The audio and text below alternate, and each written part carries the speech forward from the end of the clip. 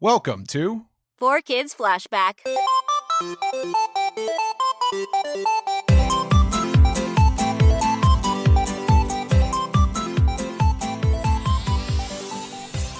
Hey now. You're an all-star. I'm Tara Sands. Oh, sorry, what? You're an all-star. No. Oh, you don't know what Hey Now is from? You got to watch some more Larry Sanders Show. I guess not. Yeah. Or listen to Howard Stern. There's a lot of Hey Now.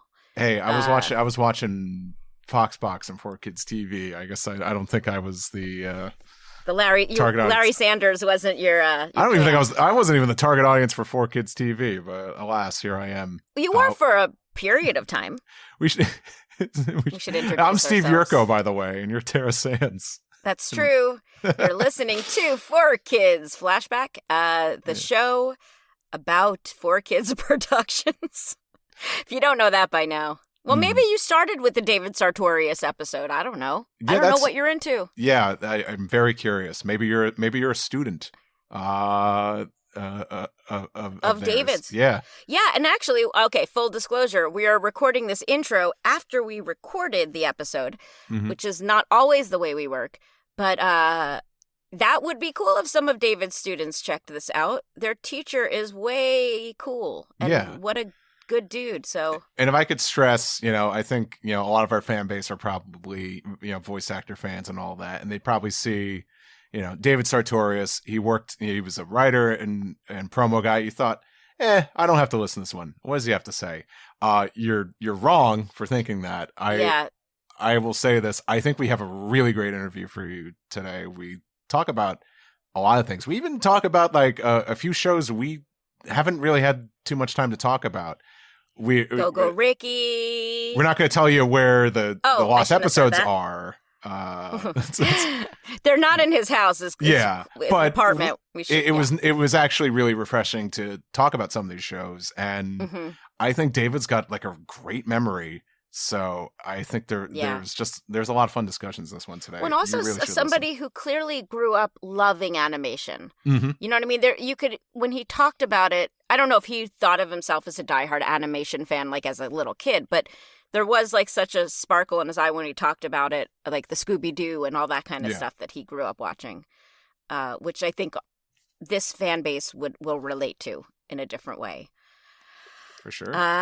Yeah, so without further ado, I still will never say that right. Listen to this. David Sartorius. So wait, before we do, there's a Duran Duran song, and which one? It's Notorious. And every time I would write down David Sartorius's name for this podcast, I would start singing Sartorius, and I forgot if it was. That's why you sang that before. Yeah, and I think it was Wayne, one of our friends, one of my voiceover buddies, said they do the same exact thing every time they see his name, and I cannot help. Here's my obscure one. There's a wrestler who had a theme song where like the chorus line is glorious, and so so that goes with it too. I kept hearing that in my head when I would see that name, but all right. I probably should cut that because I don't know if you guys care about Duran Duran. I kept recording just in case. Yeah, all right. Well, and here's David Sartorius.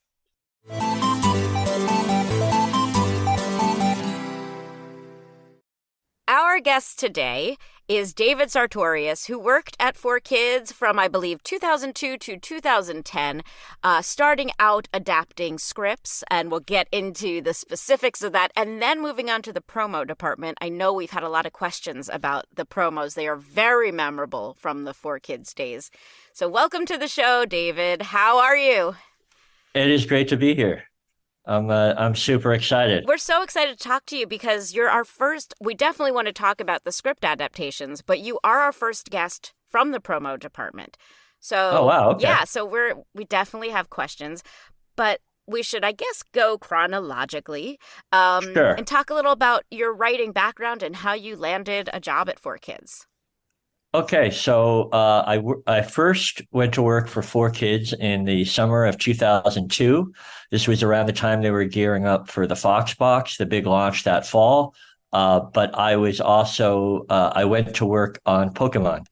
A friend of mine Well, prior to 4Kids, I had worked in TV for a number of years. A buddy of mine from college, we had our own film and video production company. We were originally based in Chicago, and then we wound up going to Warsaw, Poland, and we did a bunch of work there for Wow. several years. We were there for about 4 years, and it was mainly a lot of interstitial work, a lot of network design work, some music video work, a lot of industrials. And so we were there for a number of years. And then came back to the States around 2000. We were still in Chicago for about another year and a half. And then I had a friend of mine, Scott DeSimon, who worked on, I think he was working on Ultraman at the time. And this was around 2002. I'm pretty sure he was working with John Kalish. He also might have been working on Ultimate Muscle. Okay. Anyway, I was in Chicago. He was in New York. I'm originally from New Jersey, the New York area, so I have a lot of friends and family here. Oh, shout out New Jersey. Yeah. Yeah, New Providence, but a little west of the city. So Scott told me that obviously I had heard about Pokemon, and I was just kind of starting to hear about Yu-Gi-Oh at this time. And he just said, "Hey, I'm working at this company, 4Kids. They're hiring a lot of people. They're gearing up for this big launch in the fall. Reach out to Norman Grossfeld and Kathy Borland." And so I came back east. I came in for an interview. It's kind of funny. I remember Norman sort of laying out for me just sort of the idea behind the Fox box before we get to the Pokemon stuff. Yeah. And he was just saying, like, we have these licensing deals in place, and then we're gonna buy this time on Fox, and then we'll be able to sell all the commercial space or the buys.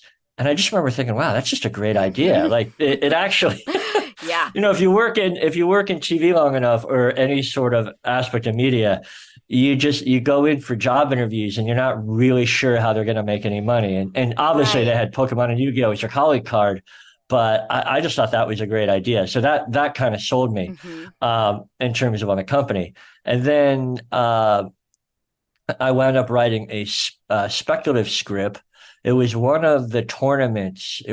I want to say it was season 5. I could pull up the title for Pokemon. Okay. When they went to the tournament. I mean, I know they probably went to a lot of tournaments, but this would have been airing in the summer of 2000. That kid's always battling. Yeah. They're always battling for something. So he gave you like a spec script to write. So he said, like, here's the literal translation. Go try to match the lip flap. That was the assignment? That was it. Yeah. That was the beginning of my experiences with lip flap, which was kind of, for anybody who's ever experienced it, it's a pretty phenomenal process. Yeah, so we would be handed a translation of the script into English. I think it was Paul doing Paul the translation. Taylor. Yeah, he was Paul Taylor. At that point, he probably was. Yeah. Yeah. And, you'd have to just sit there with the headphones on, and you'd have to kind of count it out. You'd have to count out the number of flip flaps, because Scott made it very clear that you don't want to make the editors, they got enough on their plate. You got to, don't waste the producer's time and the editor's time by just throwing in a bunch of lines and not matching the lip flap. So I got pretty good at that, like in terms of keeping on top of that. So I wrote several episodes of Pokemon in summer of 2002. And I think you were the voice of Bulbasaur, right? Yeah, yes, I was. That was my all-time favorite. That and Noctowl. Those are my two favorite of the Pokemon. Wait, okay, now Noctowl, like that's one I haven't heard before as a favorite. What? I think I worked on like to be perfectly honest, I didn't really get the whole anime thing. Now I'm 53 now. I was about 32 at the time. And the only anime I'd really been exposed to at that time was probably Team Racer. But I really grew up on Speed Racer, Scooby-Doo. Or Speed Racer, Team Racer. No, I'm thinking it was exactly confusing Team Rocket. Right. The same for me. Like Speed Racer was what I knew about anime. Yeah. And so I think there was an episode of Pokemon that involved like a sunken ship or something, and there was a Noctowl. Do you remember that? Steve, sunken ship. That might have been. I don't. No, this is probably later, because the only one I'm thinking of is like season 1 of the show, and I think that's before your time. Yeah, it might have been a little before my time. Yeah. Anyway, like they meet up with a guy who's a sea captain, and I don't know, the whole thing felt like an episode of Scooby-Doo, which I obviously grew up on. And Right. so I kind of had a soft spot for Noctowl and Jigglypuff and a Oh, Really handful good of the choices. others. Yeah, no, that's a good one. Yeah. I love Noctowl too. And now, I don't want to get it too ahead of myself. Now I'm a New York City public school teacher, and I work with oh, people who were children at the time. And if you don't have a favorite Pokemon, like you must have been born under a rock. Like, t- like they, absolutely. so I'm a bit of a curiosity around the school in terms of my They experiences must there. love that you can talk about it with them from like Yeah, an educated point of view too. Like yeah, you were there.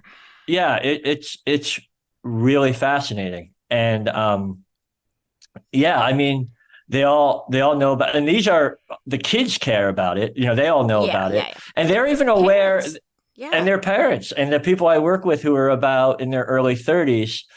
They were all about 10 years old at the time, and it plays such a huge part of their childhood.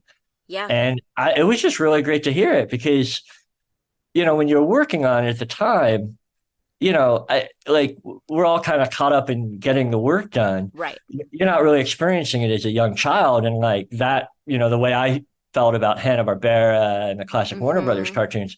So it's really cool to hear people talk about it. Yeah. But if you had told one of us 25 years ago that we'd be talking about it today, I mean, I would have thought you were crazy. Like, did you have any idea it would endure like this? I think I would have, given the success of Pokemon and Yu-Gi-Oh, I think it would have become part of the culture. I didn't realize, and at my school, I see kids walking around in One Piece stuff. Right. Like, Sean Schemmel is like a household name. Like they know, Totally. they know the voiceover talents. I mean, from Dragon Ball Z, so they It's know these folks. crazy. And Yeah. when it's your job, you're kind of, I'm not being glib. It was really cool, but you're kind of casual about it because it's like, oh yeah, he was a good guy. I really liked it. Right, You right. remember the personal relationships, and you just kind of, you take a step back and you realize how big it is and how, people may look at this as kind of a golden age time of anime, and they love Anime for hearing about sure. it. Yeah, And yeah. so it's pretty cool. Well, we kind of worked in a bubble in the way that like social media didn't exist. So I think if it had, we might have been even more aware of how big the shows were. Like I always think of New York as like a character in our whole time at 4Kids. Like the reason I knew it was big is because I would see kids on the subway acting it out, or it was such a New York experience. Did you have stuff like that from living in New York and working on the show? Yeah, I mean, one thing I did hear that was kind of cool about Kids WB and the Fox Box was that you didn't necessarily have to have cable in order to access the programming. And so I work with a lot of folks who grew up like they didn't have cable growing up, that was Right. kind of a luxury. And so they grew up on the Fox Box, and it just kind of meant, and they grew up on Kids WB, and it just meant so much to them Mm-hmm. in terms of that. So it was really, it was, it's a global phenomenon, but it's also just, it crosses every demographic, Right. you know. Economic boundaries. Yeah. Every And kid in school could talk about it and have access to it. That's a great point. I did not even think about I that. never gave much thought about it, but if you were a New York City kid, like you were definitely watching. And what's also really cool is I work with a woman, Veronica, who's just like obsessed with anime. She's about 32. Hmm. And that was when I was growing up, that would have been like for nerdy boys. It would have been like Dungeons and Dragons. It was Right. not something girls necessarily, it wouldn't have been marketed to them. It might not have been considered appealing to them.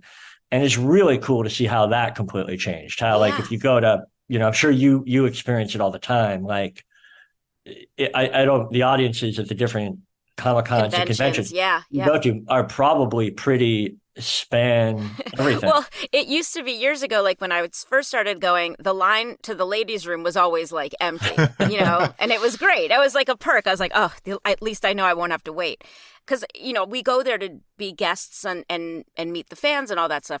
And now there's a line in the ladies' room. So, Yeah, but it's yeah, I mean, awesome. Steve grew up watching this stuff and he can attest to, like, it wasn't, you had to find the online forums, right, Steve? I mean, it wasn't Yeah. easily accessible. No, and now it's like And he just goes to show, I mean, we're doing this podcast, so it's like almost like it, it's like this clicked with, a bunch of people, to say the least. But and this was a gateway for a lot of people to find anime.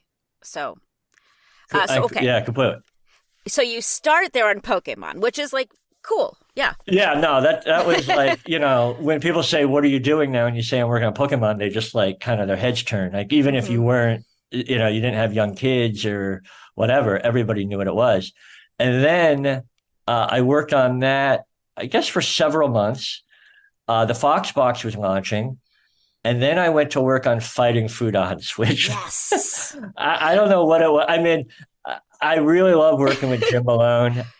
We really bonded. I think Scott DeSimon, the guy I was talking about, I think he worked on that with us as well. And it didn't get a lot of it didn't blow up in the ratings. It didn't get a lot of hype, but we got to create a lot of the characters' names. Spaghetti about it. I can't stop saying spaghetti about it. I don't normally brag, but I think I came up with that. I think I came up with spaghetti about it. Well, kudos. And I think, spaghetti about it. Yeah, I didn't. Well, I'm trying to think. Ted Lewis came up with slop suey. I mean, if you don't know the show, okay, basically, Fighting Foodons. Yeah, describe it. About food that comes to life and does battle. And so, like, it's Pokemon with food. It's Pokemon with food. Yeah. And unfortunately, it kind of predated the whole Iron Chef foodie culture. I feel like we're a little ahead of our time, which is funny because the guy, Scott, I was describing, also went to write for Bon Appetit not too long after it. Oh, and how funny. He really enjoyed it. I met a fan at a convention who said Fighting Foodons inspired him. He had become a professional chef. Oh, wow. Oh, my God. That's incredible. Yeah. Who knew that we were inspiring future chefs? I think Jim got annoyed with me. One time he said, we don't have anything describing all the characters. Can you write up these little like blurbs on each character? And I got so caught up in the wordplay. I must have spent 4 days writing this stuff. It was like, shrimp Stampora. I mean, I could find it somewhere, but it was just ridiculous. It was puns for days on that. Puns for days. And then so I really enjoyed that. And the characters were pretty fun. The animation, even for anime at that time, was a little raw. Yeah, a little bit. But we took a lot of pride in that show. I mean, I don't know. Like it's kind of like it was just, in a weird way, it was my favorite one. It was pure silliness. Like, it had its moments of sentimentality, but when Jim talks about it too, like, it was just so much fun and so silly, and you could just be as ridiculous as you wanted. Yeah, it was great. And I've got the only BMI royalty check of my life working on Foodons. I wrote because which song did you write? It was like a 50-second jingle that they just sang when they were marching. Oh, it was used over and over. It was used over and over again, and so I got like a royalty check for that for like $500, and I was just so happy. Like it was so That's great. That's amazing. That makes you realize just how well the music writers did on these shows. No, I would like to have a piece of everything, but it was pretty cool.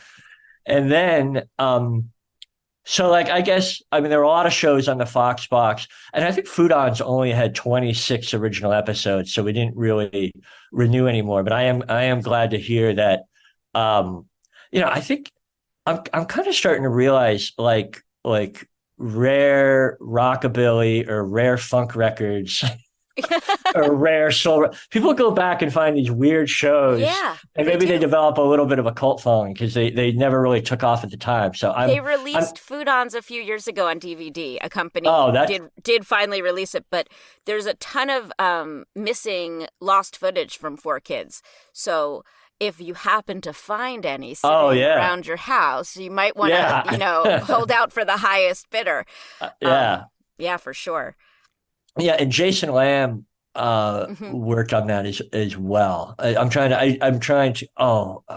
Man, there are a couple other people. I took the time before talking with you to just kind of go through and go through a bunch of names because thanks for doing that. I hate forgetting anybody who is working on this stuff.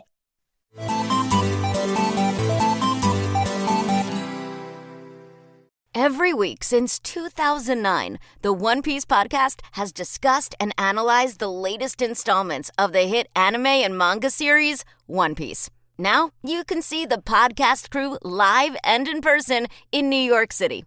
It's a chance to see your favorite podcast up close and potentially win some free swag. Check out the One Piece podcast at City Winery in New York City on Sunday, August 25th at 7 p.m. Just go to onepiecepodcast.com to get your tickets today. Again, that's Sunday, August 25th at 7 p.m. at City Winery in New York City. All right, so that's, I guess, the end of 2002. 2003, I went to work on Yu-Gi-Oh! Okay. And that is, now, from a writing standpoint, that is by far the most challenging show to write. Right. And people are like, well, nothing really happens. It's just gameplay. It's like, when they go to duel, they're holding a card in the air for 40 seconds. You have to come up with 40 seconds of copy. And it could be anything that they're talking about. And so Mike Pecorello was the producer at the time. He went to go work for Nickelodeon, and Shane, of course, who's been on it, I believe, ever since. Yeah, he's still there. And they would get these, 85 episodes. And I don't know how many episodes they would get in Japanese. It felt like 85. And they would be these insane lengths that required all this editing. And that's a whole other, I'm sure you've had a lot of conversations about the Japanese version versus the American version. We'll get to that. Right, yeah. A little bit. But with Yu-Gi-Oh!, it was just a really difficult show to write because there was so much like reflection on the past, thinking about things that were going to happen in the future. And Mike and Shane just had to keep so many balls in the air because you couldn't have him say something in an episode that would contradict itself 10 episodes down the road. Right. You weren't getting that many episodes in advance. Yeah. And so there were these really long story arcs. So that was like from a story editor perspective. I mean, it wasn't easy to write, but for the producer to really keep the storylines clean, that was a challenge. Right. And so you were getting these scripts kind of in advance. You remember how many maybe you would get to see? We would they were very we got plenty of time. We got a full week to adapt it. Okay. And so that was fine for Pokemon and Foodons. I felt for Yu-Gi-Oh! I was always kind of a little under the gun because I was just never quite sure. I was always, so Sam Murakami, of course, was, I think Sam is just such a pivotal figure at 4Kids, by the way. He's been there for 20 years and he would consult on the gameplay. And, so I was always going to Sam, am I getting this right? Am I getting that right? And Mike was a phenomenal producer. I mean, really, really buttoned down, really organized, and really a tight squad. But that was Yu-Gi-Oh! Was a challenge in terms of, because the storylines were these long story arcs. But I got it. That's where I kind of started to realize, okay, I get anime. I kind of got the Yugi character, Joey, who is based kind of on Joey from Friends. And then Eric Stewart, of course, was on it. And Dan Green as Yugi. And Dan Green, what a great guy. Oh, what a good group of people. Now, I work with those folks a lot on promos. That's right. But so I worked on Yu-Gi-Oh! Was that tricky to work on because we know that there was a lot of censorship that had to happen because of stuff that, was in the original that we couldn't use here? Yeah. I mean, Sam would show me some of these things that were just oh my God, there's just absolutely no way that could ever air on American television. What do you remember off the top of your head? There was one. I hope I'm getting the show right and it wasn't another show, but I feel like there was a scene where really something about hiking up women's skirts or just really weird. I may that be could getting be a lot totally, of shows, unfortunately. I may be getting that I may be like weird, creepy scenes like that just had to be cut completely.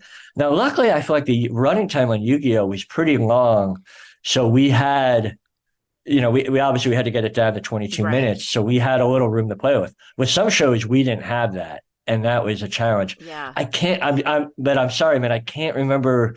It was just a lot of just like weird things Well, we told Mike had only worked, I think, there in season 2 or something. And I said, so were you the one that came up with the Shadow Realm? And he goes, and Mike said, oh, did that come back again? I go, yeah, it's throughout the entire series. They say Shadow Realm all the time. So whoever came up with that didn't realize they were making this huge decision. Genius. Yeah. We always had to come up with these euphemisms for death. It would be like the Shadow Realm, and then there was one called, I think it was F5. It was some auto racing show where they went into cold sleep. It was like cold sleep or something. A racing like, show? Anything. Oh yeah, it was a racing show. Oh, F-Zero? Yeah, F-Zero. Man, I'm showing my age. I should have written. No, that's fine because F-Zero. It's because of course, like we're at the mercy of just like IMDb, and that's never completely accurate. So right. Yeah. No, F-Zero. F-Zero was a cool show. I liked that show. I thought I had after a while when I joined the promos team, I saw everything in terms of its value for shots. Mm-hmm. If it had cool shots. Right. You looked at it completely differently. I looked at it completely different. So that was a pretty cool show. David, I want to ask you this. It's okay if you don't remember much, but F-Zero is a show that we haven't really talked too much so far. And that's because it kind of came and went. It only aired so many episodes and never finished airing. Do you recall hearing why that was? Was it like did it bomb in the ratings? Yeah, I do remember us doing a lot of hype on it the season it came out, and I'm not sure if that was the fall of 2004. It didn't. I don't think it launched with the rest of the Fox box. I think it came like a year or so later. And 2004. And we were like, okay, this is a really cool racing show. I think we could have a hit. And I just don't think it ever really took off. But, I can't ever say, because we always found, even if shows didn't do that great in the ratings, we could always maybe find a time slot for them, or they would go online. Right. So it might have, if there was a limited number of episodes, it might have just been a licensing issue. But I mean, that would be for the Uptown people. Like I'm not really sure kind of what happened with that show.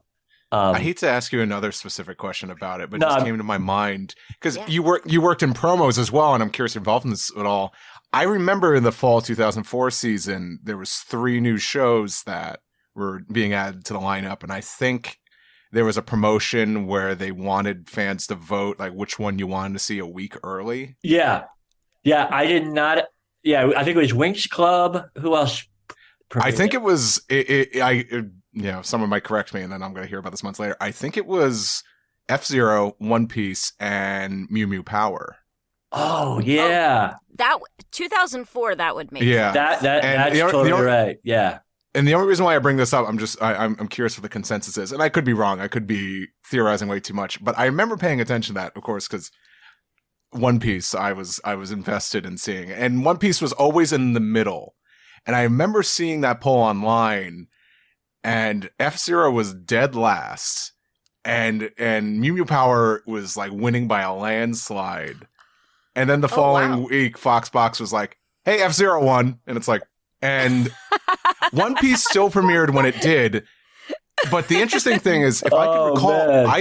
I think Mew Mew Power was delayed. Yeah,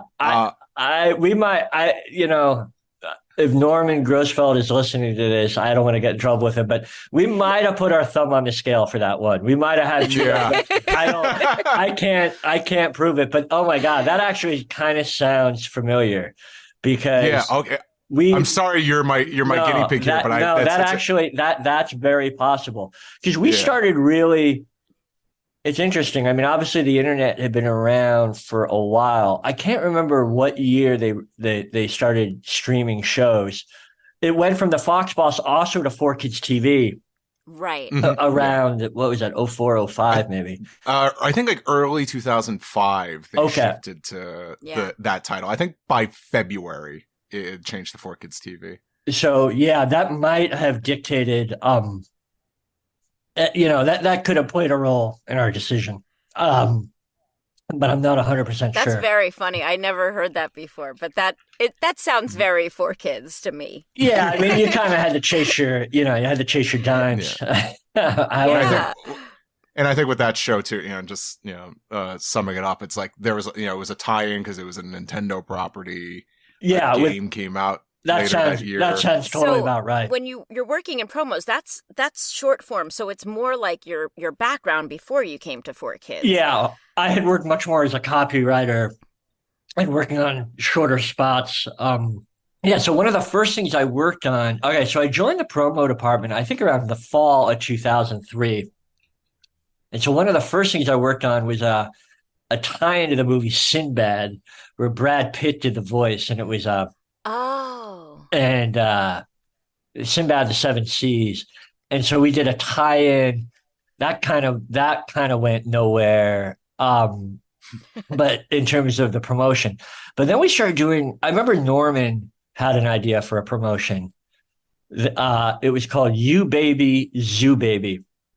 And it was kids sending in their baby pictures along with photos of zoo animals. And I thought Norman had lost his mind. Like I didn't get the promotion at all.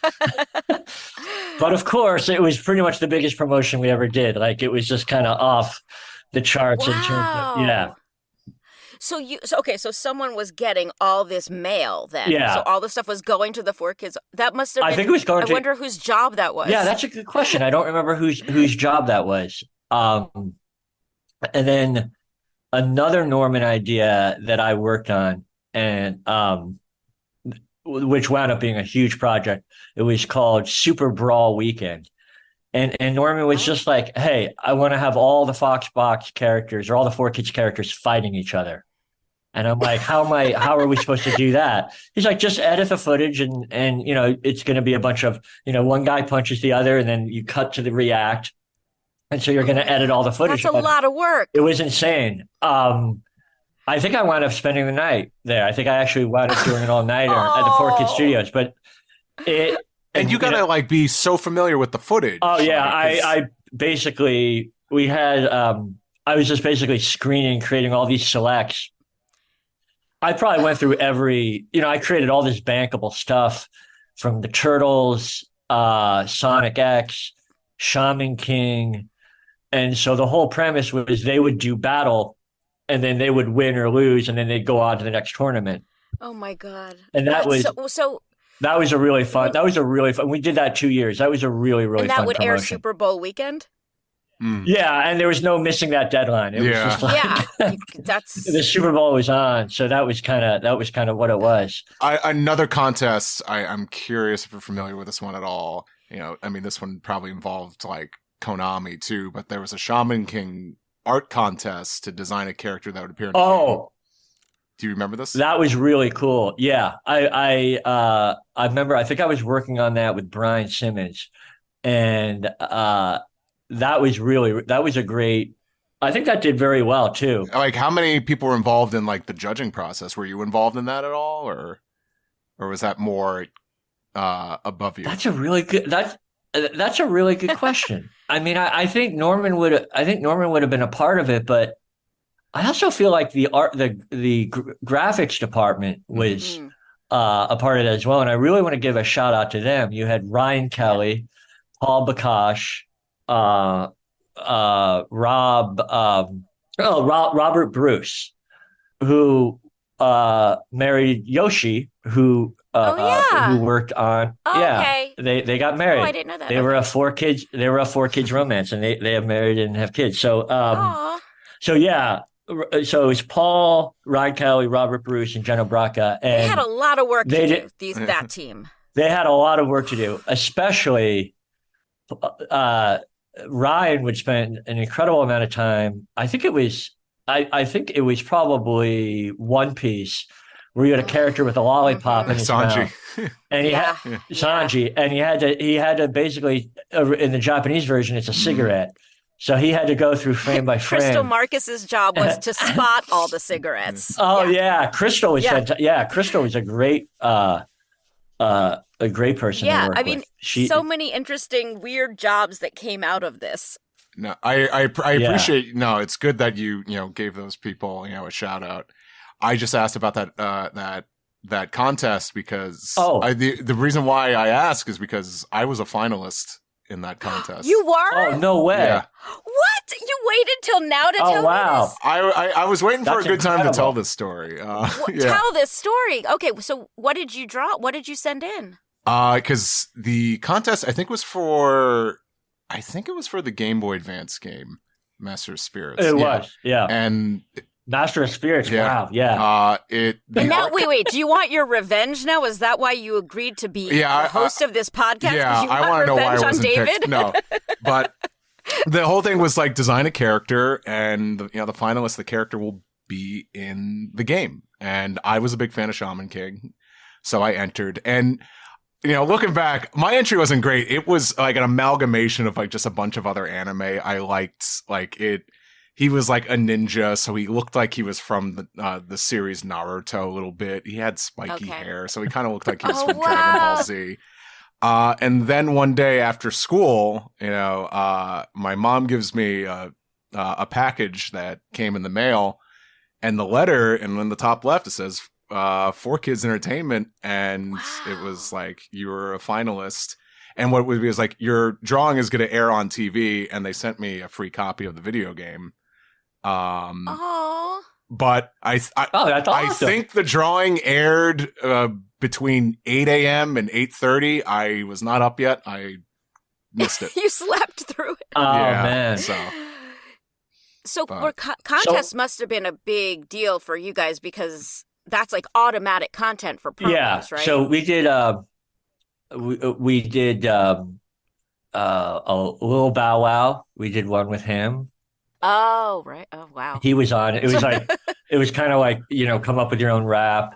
I did one with Hulk Hogan and his daughter, Brooke. Which was, they were big back then. Yeah, this was before they had the reality show.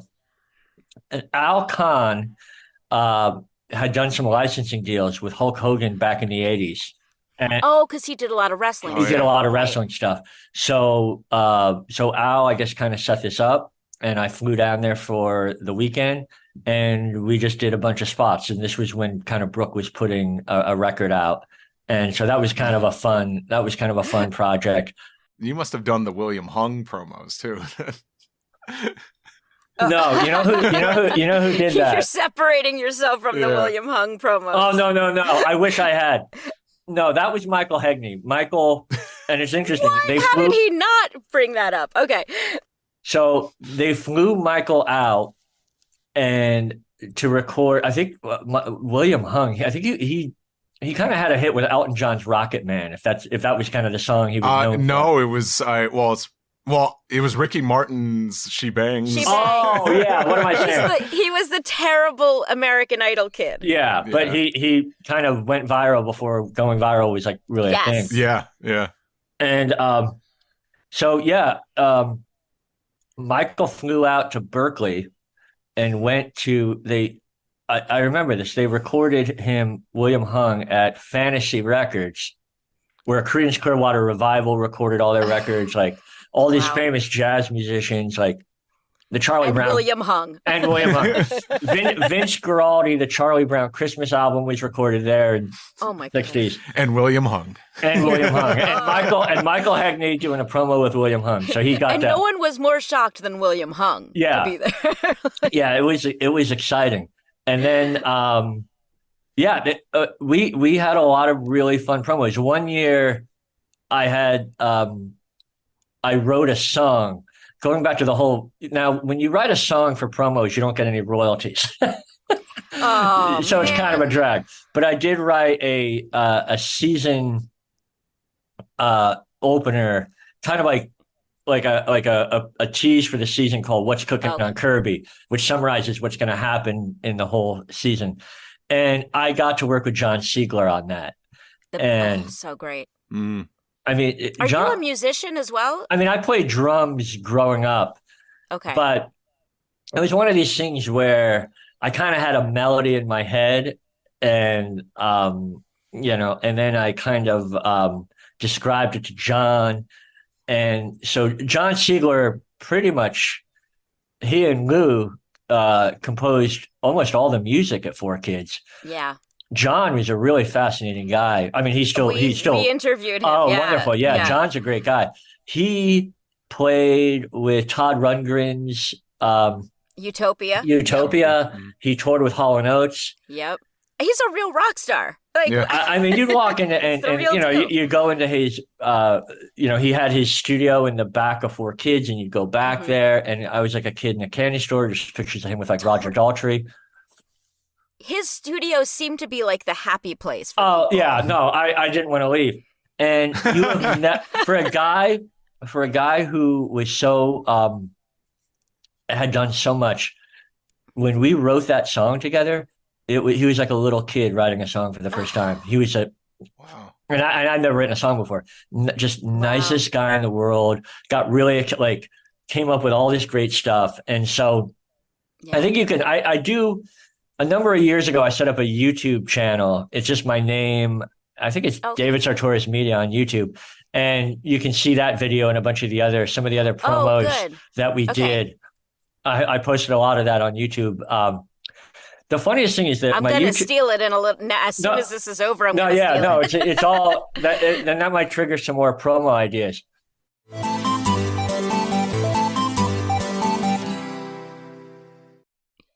Did you do the One Piece Summer Bummer promo? No, I did not. That was a legend, though. That was great. Those are some of my favorite. Like, I apologize for using the term corny, but I thought, I'm like, oh, that's so corny. But it's to me, it's iconic now. So yeah, no, it's great. What about the 4Kids singing the national anthem? That was Norman's idea, and I was the producer on that. And that was pretty fun. That sounds like a lot of work. Yeah, that was pretty fun. By that point, I had all my shots banked, and that was it was kind of fun to put that was pretty fun to put that together.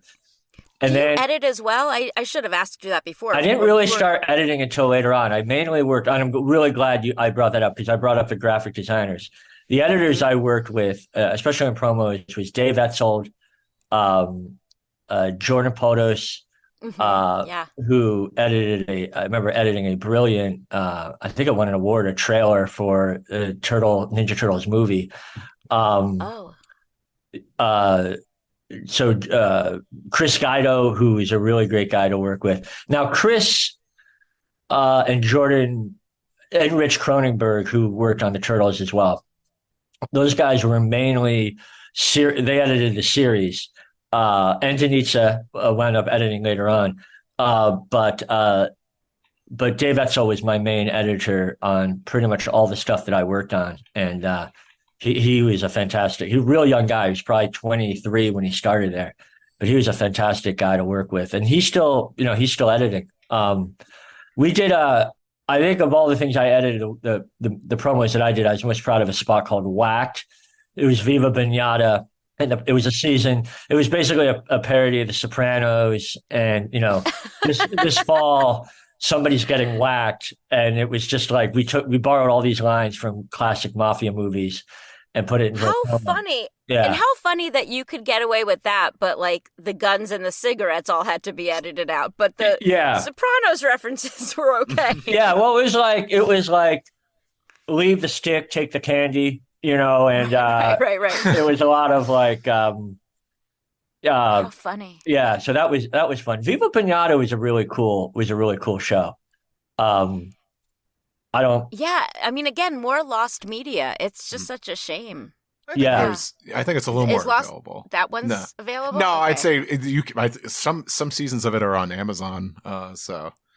Well, I'm going to look for some of these promos. We got to be careful what we call lost media, because it's sometimes I know you're so right. Like, oh, we got it here. Was something like Viva Pinata any easier to do promos for? Because since that's like an original animation, was any animation ever like commission for the promo stuff, or was it the same thing of you just? It was taking pretty it from much the show? us just taking existing animation and revoicing it.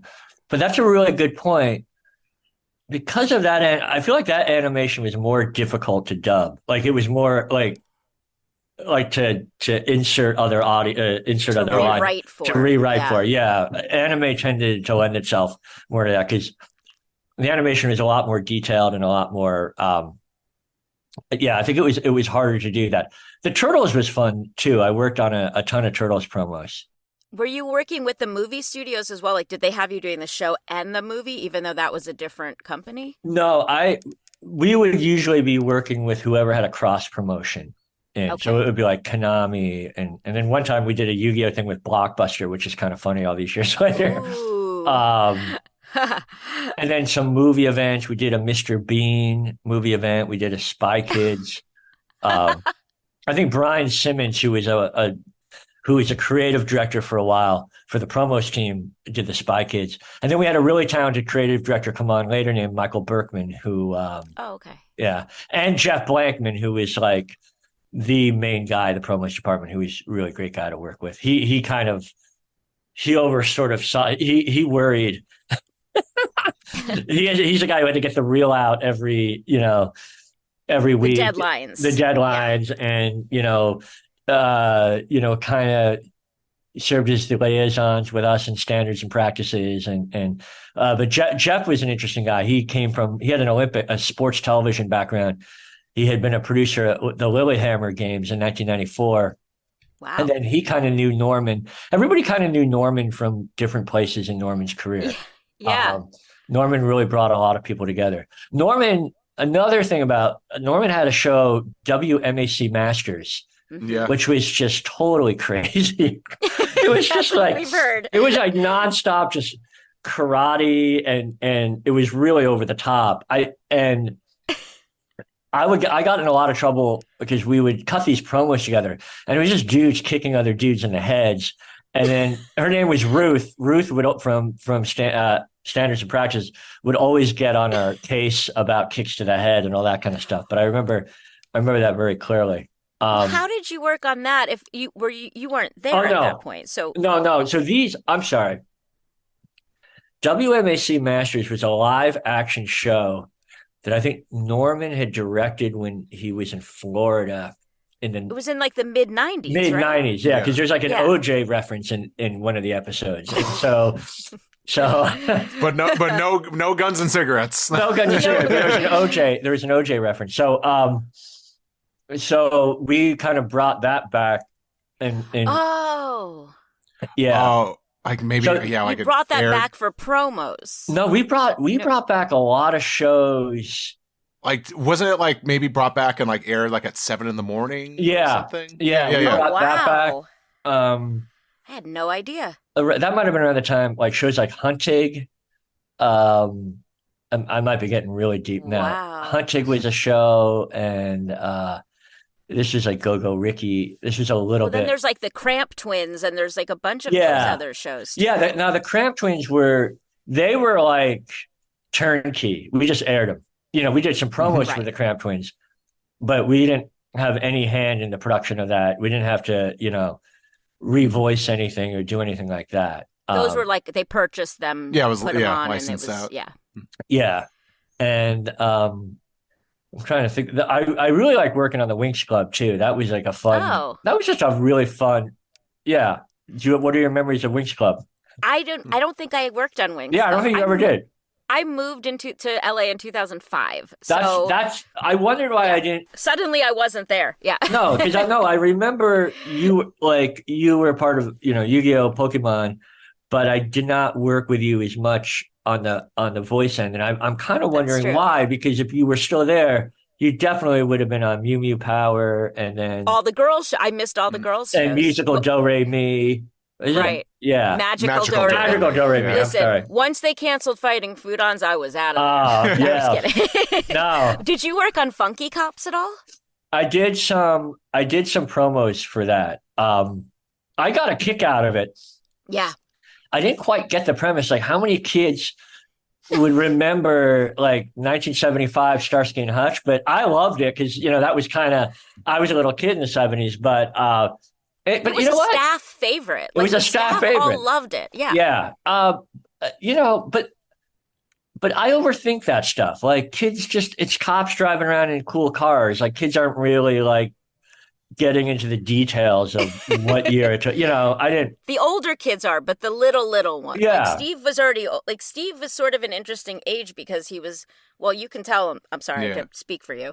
Yeah, I was target audience for Pokemon, but, and still target audience for Yu-Gi-Oh! But then when most kids are getting out of watching Saturday morning cartoons, I'm like, nah, I'm all in. But also I was a big anime fan too, so I was kind of, it's still invested in, the world of anime. And I think it was kind of a generational shift. I mean, there was certainly another guy I haven't brought up, Roland Gonzalez, who who's on the promos team with me, and he's been writing Yu-Gi-Oh! For years. He's been there since 2000. He's been there 22, 23 years. And Roland's one of my good friends. And so Roland was more in that camp. He obviously got into all other types of entertainment, but he never let go of that. He loved Saturday morning cartoons, and he had an encyclopedic knowledge of like stuff from the 80s and 90s that I kind of outgrew. Like I said, I was more like, I'm 53. So I was like, by 1978, 1979, I wasn't really watching as many Saturday morning cartoons, but, it was like Bugs Bunny Roadrunner Hour, the Hanna-Barbera stuff, the Super Friends stuff, Scooby-Doo. That's more my group. And then, but, I have like friends of mine, though, who continued to watch cartoons, well into adulthood. And then I think like Ren and Stimpy and that sort of revolution in the 90s of really high level, and of course SpongeBob and stuff like that later on, really brought not anime, but just cartoons back. I just think like, and you, Steve, you may have very strong opinions about this. I'm sure you have opinions, but I feel like the quality of cartoons kind of went off the cliff in the 80s. I mean, He-Man is funny, but yeah. I mean, I didn't grow up in the 80s. Oh no, that's well before your time. But I'm a big Transformers fan. But no, also, I don't know if you're aware, I work in the animation industry. I'm a storyboard artist. Oh, okay. So like there's no real era that you're not gonna not be familiar with. I would say, the dawn of like Nicktoons, and then that really kind of that was like a renaissance, and then like Warner Brothers started stepping up their game and producing a lot of like, I would say, high quality animation for Saturday morning cartoons. And like, that's the thing, like 4Kids TV, like, and like, CW 4Kids, eventually that was like the last of its era. It was unfortunate. Like part of the, I would say part of the big reason, that 4Kids is no longer with us is just because Saturday morning cartoons became so passe with like the age of the internet. Yeah.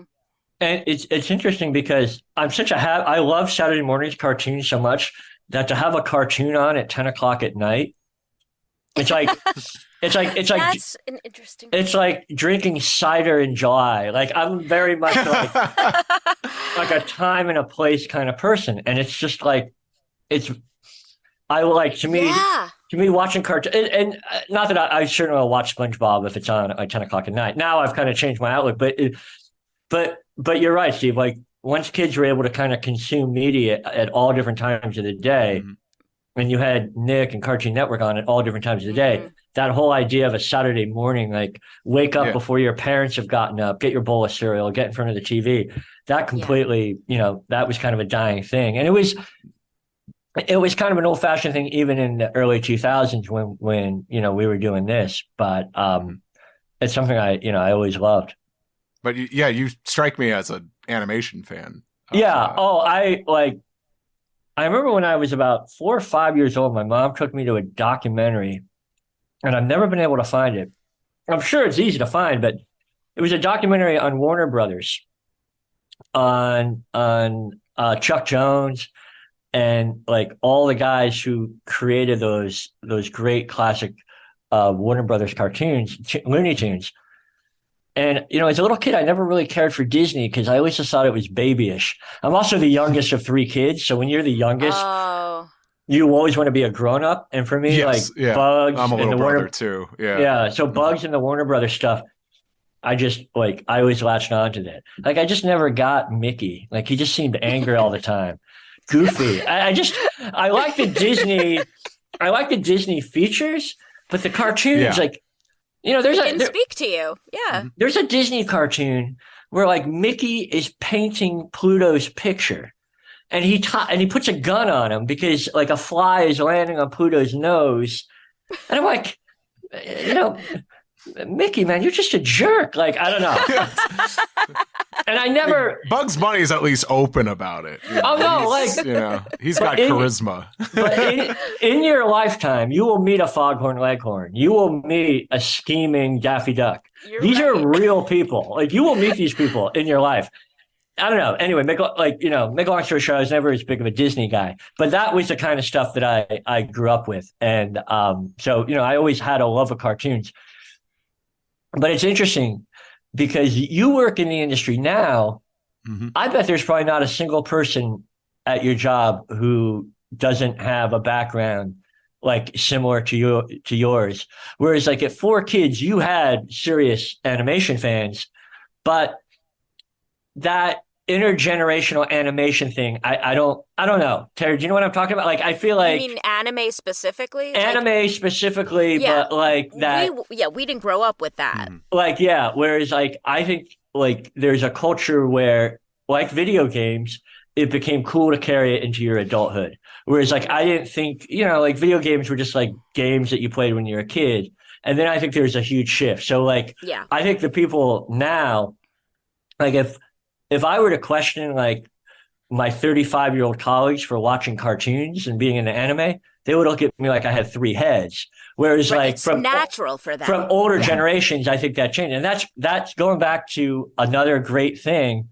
I think it just achieved a level of artistry. And I think people just see it as, it's not for kids. It's just an extension of other forms of media and other forms of film and television. And it's really great. Like it's just a different thing now.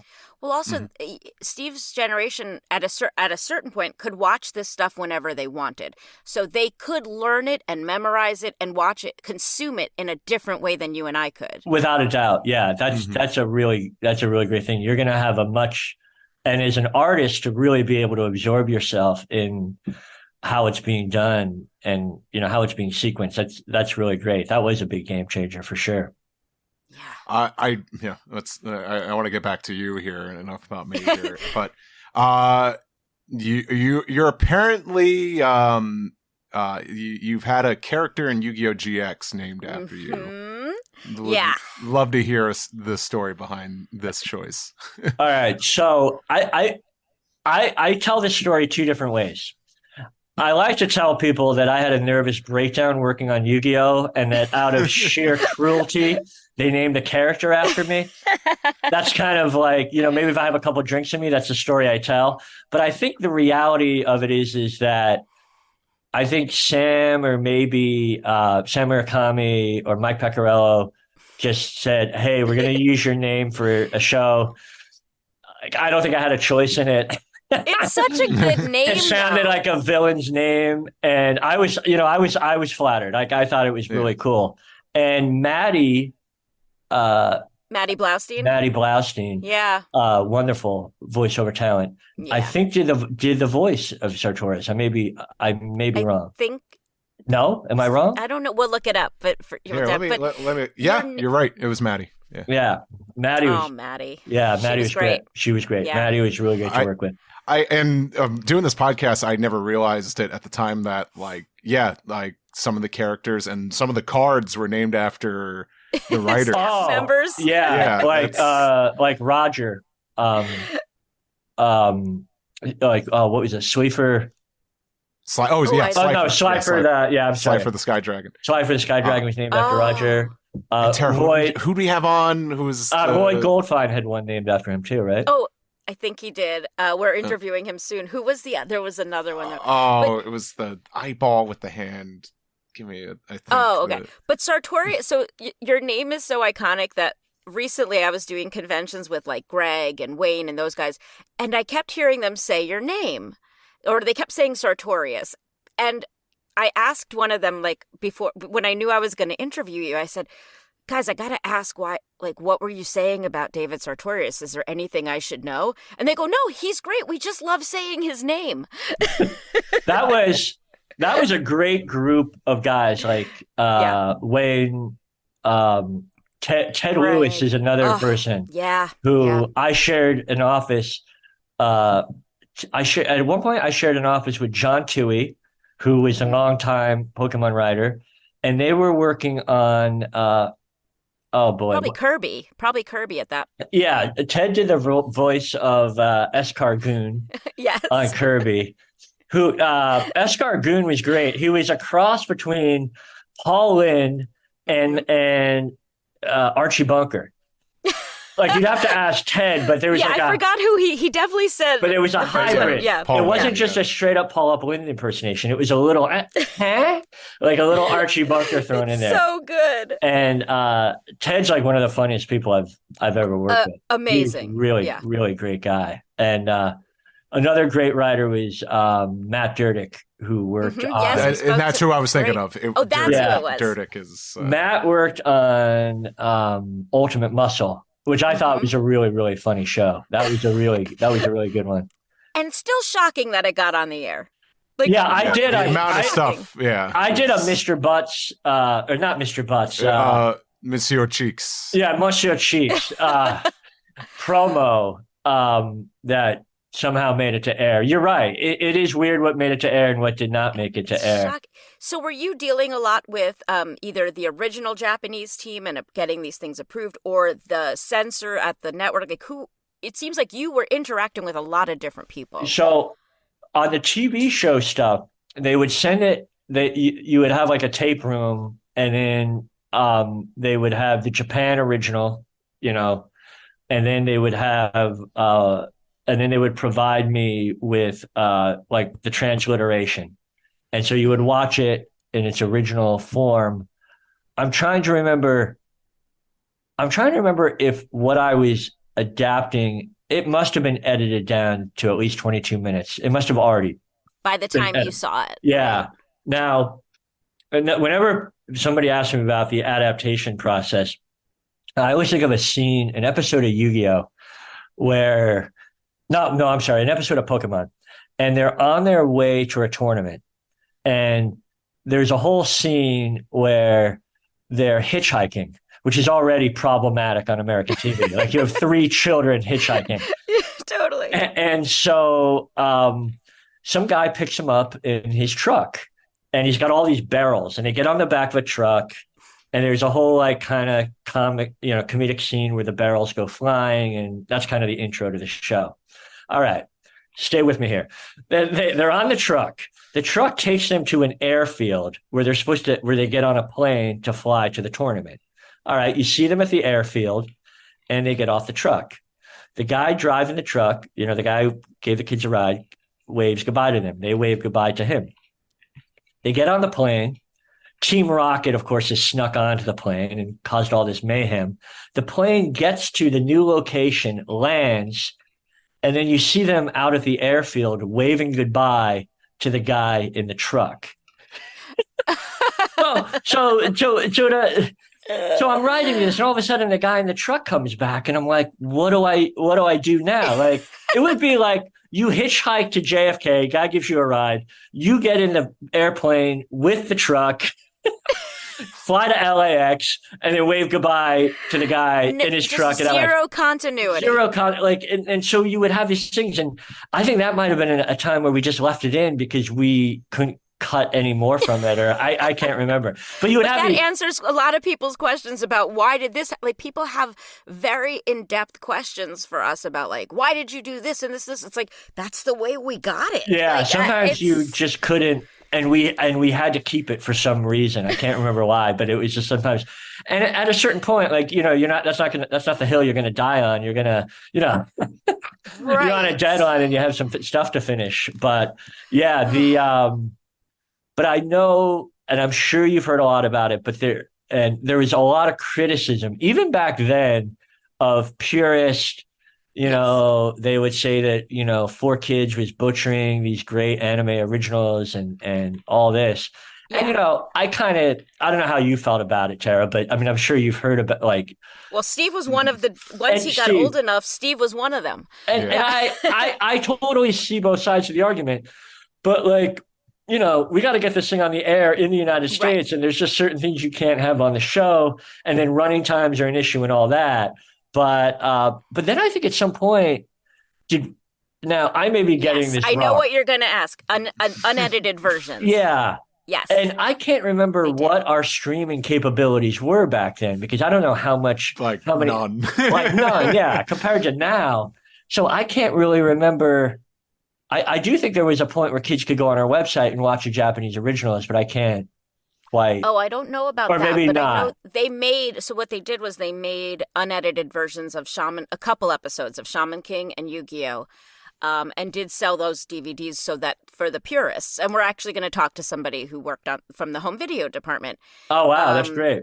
Yeah. So, but there's a debate about whether or not one actor remembers recording an unedited One Piece, but no one else remembers that. So we're trying to figure out if that ever happened. Oh, okay. Yeah.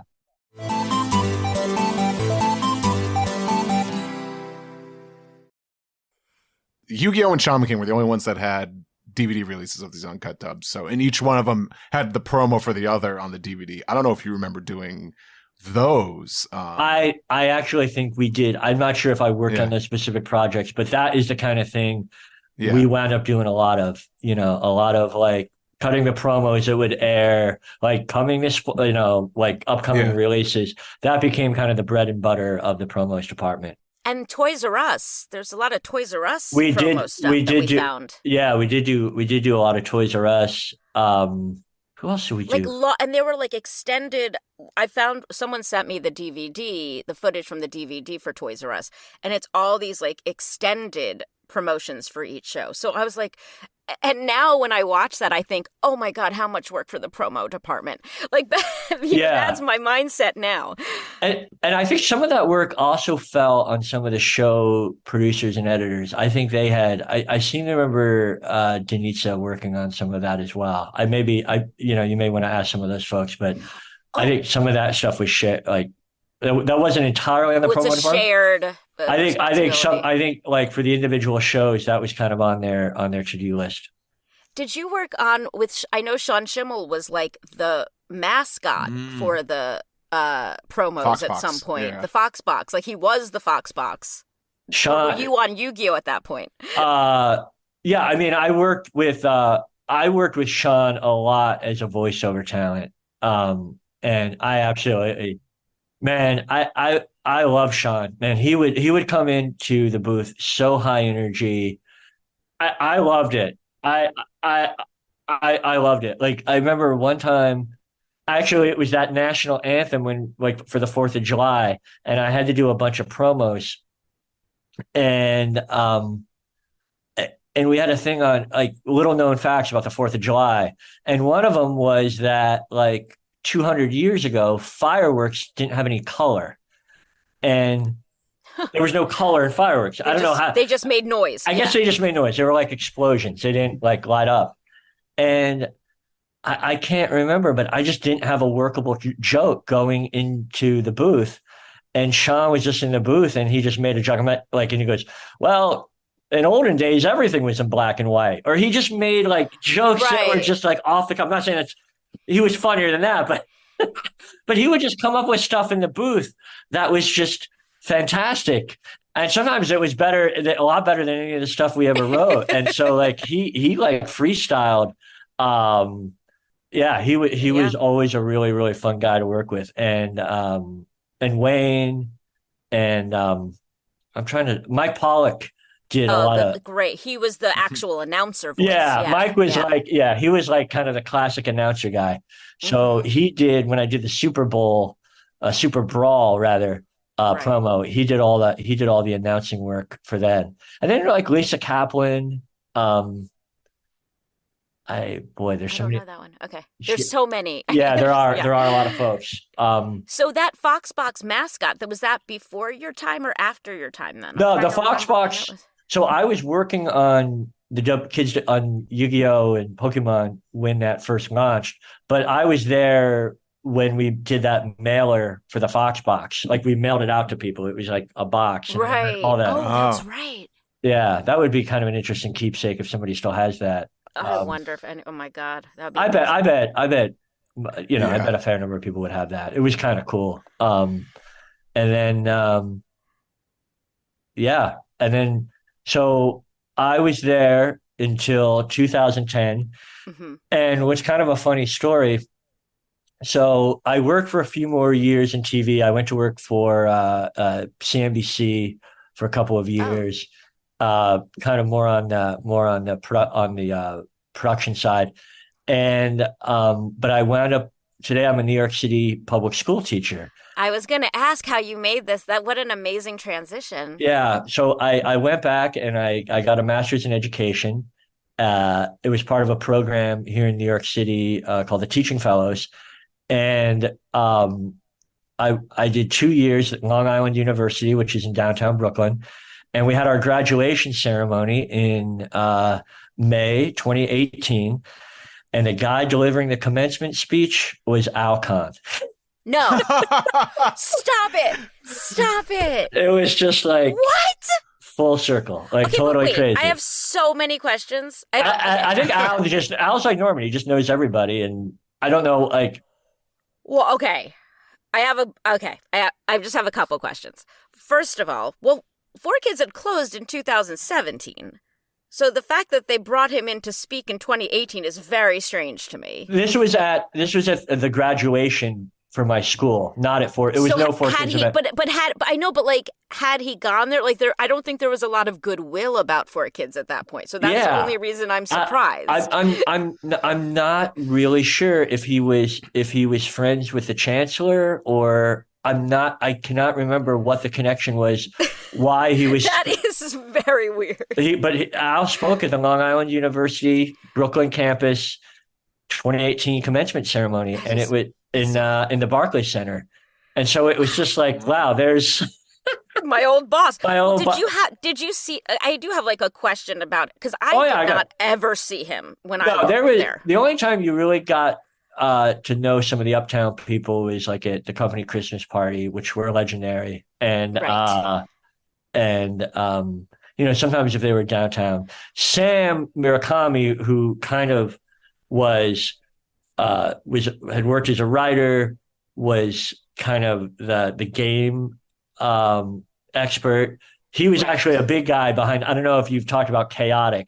That was. We want to. We're going to get into that at some point. Yeah. Yeah. I was never. John Toohey and Michael Hegney were point people on Chaotic, so Sam was like the game consultant. Sam is Japanese American. He spoke fluent Japanese. So he really was kind of the liaison between the production office, Uptown, and then, the production studios in Japan. Okay, so he was, I see. Yeah. I'm hoping we get to talk to him. Yeah, very. He would be an absolute incredible resource, because he would really be able to get really in the weeds with a lot of all the behind the scenes stuff. Because years later, as much as I like talking about the production stuff, the licensing and how it all kind of came together. Is really, I want to learn all that. Yeah, it's really fascinating. Acquisitions and all this kinds of, I didn't realize that whenever I would buy a Pokemon thing of my character, that I was actually buying it from 4Kids. I didn't even know they had a whole licensing department. Yeah, that was all uptown of 58th Street, I believe. Yeah, somewhere on the Upper East Side. So my Al Kahn question is, because again, I didn't really know him. Norman seemed to be more quiet and didn't do a ton of interviews.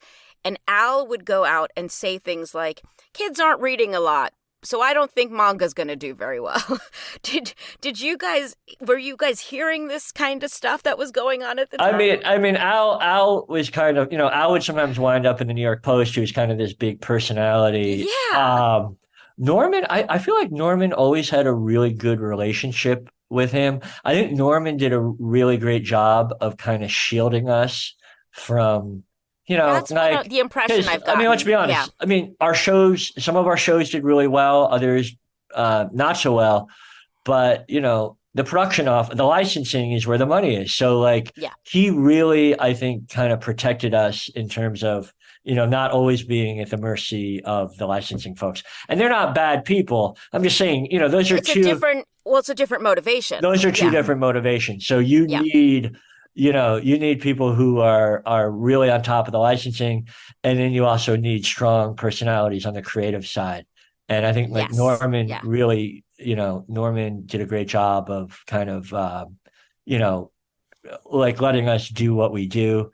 And then we obviously had great the producers like Kathy and Lloyd and Michelle Dunn, John Kalish, and I hope I'm not Michael Hegney, Jim Malone, Mike Pecorello. Yeah. Carol Weitzman. Oh, Carol, of course. I'm sorry. I know. I hope we get to talk to Carol. Yeah, no, Carol. Awesome. Like Carol is fantastic because then you had the whole turtle side. Right. Yeah. Well, which we haven't barely scratched the surface of in our interviews yet. So the turtles was drawn in house. Yeah. So, you walk into the office on 23rd Street. A lot of the shows were in the front of the building. And then when you walk towards the back behind the kitchen, way in the back, you had a whole area where all the illustrators for the 2003 Teenage Mutant Ninja Turtles worked. And you had, and then the graphic design folks were back there. Yeah. Were back there as well. So the Turtles had a lot of really quality people. So cool. And I promise we'll let you go, but I want to know a little bit about your teaching and how soon into the school year do you tell them that you wrote Pokemon episodes? So the woman I was describing, Veronica, who is an English teacher, and now she's also a special ed teacher, and this woman named Sully, they both grew up in New York City and they both grew up watching 4Kids and a lot of anime. They kind of let it spill that I had worked on it. And it's just, I don't think if I matched the profile as somebody who looks like they would have worked, like, I think maybe they're picturing somebody maybe significantly younger. Well, what do you teach? Actually, I should ask you what you teach. I special ed U.S. history and U.S. history and government. Wow. Wow. To what age group are you teaching? Juniors and seniors. Yeah. Oh, older kids. Okay. Yeah. And I teach up by Lincoln Center. I teach sort of on the Upper West Side. So they know that you have this cool background. They kind of know. Like, I don't talk about it that much, but if they bring it up and they might have some questions about it and they've asked about people over the years and, and they're kind of curious because, like, kids who are just getting into this now, they can kind of go back, and these kids spend so much time on YouTube and doing deep dives. Mm-hmm.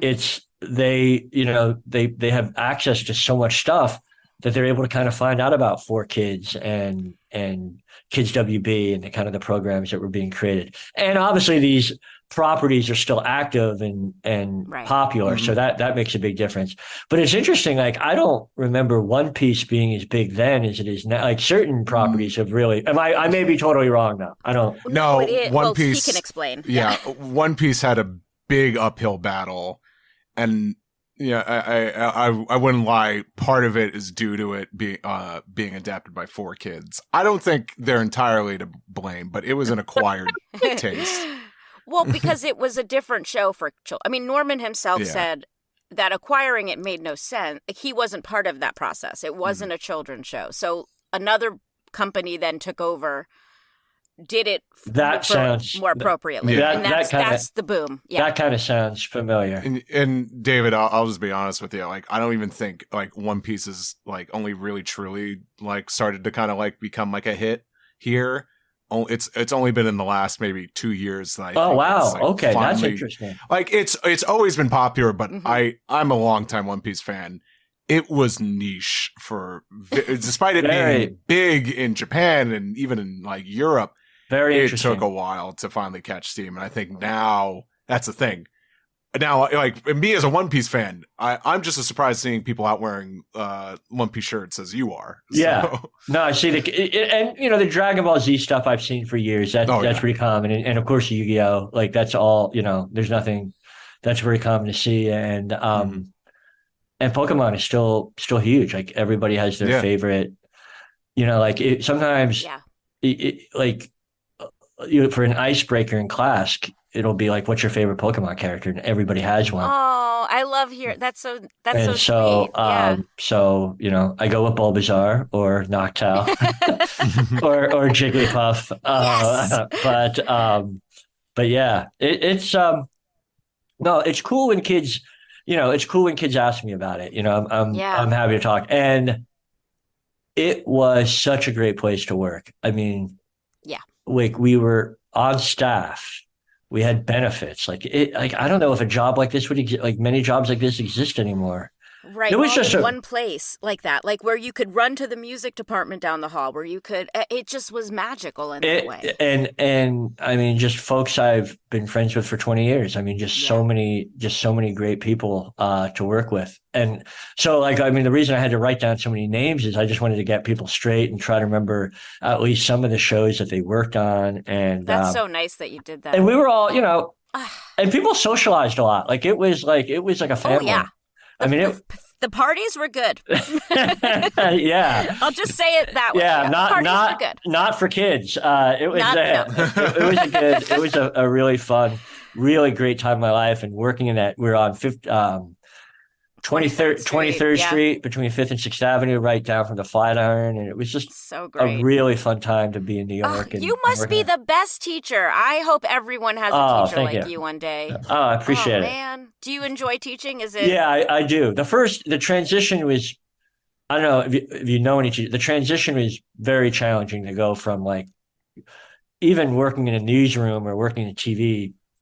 Believe it or not, becoming a teacher was kind of harder. Wow. It should be. It's an important job. In a different way. But yeah, it's been really fun, and I work with a really great group of kids. I work with a lot of special education, and it's not easy. Yeah. So it's and they're all, so many of my students are fans, and it's just kind of a nice way to sort of kind of build relationships with the kids and get them talking about stuff that they kind of care about. So. Well, we found through conventions, a lot of the kids that I meet at these conventions are on the spectrum, and they connect with anime, specifically Pokemon, very specifically. In a way it's remarkable and beautiful, and I love being able to talk to them. So that's interesting you say that, because we have 2 programs at my school with students with autism, and they are.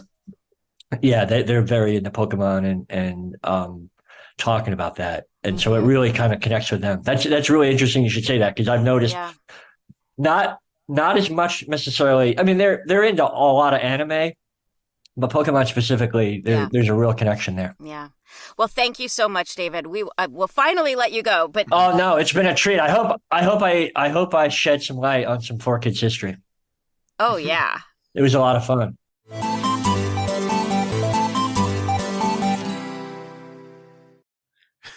Steve Yurko, I am seething. You did not tell me you were a finalist in a 4Kids art competition, and if you don't find that picture, you are fired. God, if I scan that art in, it is on an old computer. It probably doesn't exist anymore. Maybe if my brother saved any files off of his old computer, maybe it's there. Tara, the reason why I thought it was a really interesting thing that ties me to 4Kids, but I was waiting for, I thought, we would do an episode where we would shoot the shit a little bit more and talk about ourselves, and I would talk. Yeah, and then it would come up, and you would. I was saving. I won't deny. I was keeping that from you. I apologize. You were. Well, okay. So here's what I would like, with all the free time you have, since you do not have your original. I think you should recreate. You know what? See, and we should somehow use it. It's like, I want it on a t-shirt, insane, Steve. But the way my visual memory works as an artist, I probably could redraw it. I know you could. I have no doubt that is going to be on a t-shirt. I forget the name of the character. The name was Ass too, but if my brother didn't back up old files, it's probably long gone. But I will make a request. I think I did this recently on some other podcast. I can't remember where. I talked about this on the Let's Play channel. If someone out there has the recordings of that morning where they went over the finalists of that Shaman King art contest, have you looked on YouTube yet? I haven't really done any deep. We'll do a dive. Diving, no, but if someone knows offhand, if you have that, because we're in such a fight right I never got to see it live. I never got to see, and it's because you slept. Yeah, because through it. 8 a.m. Come on. And also, there was nothing good on. I'm kidding. I know, but that was not before. But wait. But that was not before the advent of the VCR and the VHS that's tape. The thing. I more want to talk to your mother about it. My mom didn't know at the time, I think, until I got the package in the mail. Okay. I think I did. I don't know if I recorded it. I forget if I was there the whole morning. I might have had to leave and then record on VHS. I would do that. Oftentimes okay. That's how you had to do it back in the day. I'm like, oh, I'm going to miss this episode of Pokemon. You could either time a VCR or you just had to start recording and just hope the tape was long enough that it caught everything. Well, if anyone else is listening who also entered this contest, I would. I would love. Yeah, I would love to hear from other finalists. Or we should maybe hold our own contest. You know what? I might go digging as well. If I go back to the old Shaman King Uncensored forums, which still might be up. Please find all your angry rants. Yeah. Maybe I could talk about why does Tal Lin have a British accent in his voice by Andrew Reynolds? If I could do Andrew Reynolds. If it's easy to look up old posts, maybe I talk about it. I think I remember talking about it on that forum, and someone's like, "Yeah, I saw your drawing. It did air between 8 and 8:30," and I was like, "Damn it!" Oh my god, Steve, you have a long flight coming up. I think you should get pay for the Wi-Fi and do all this research on the flight.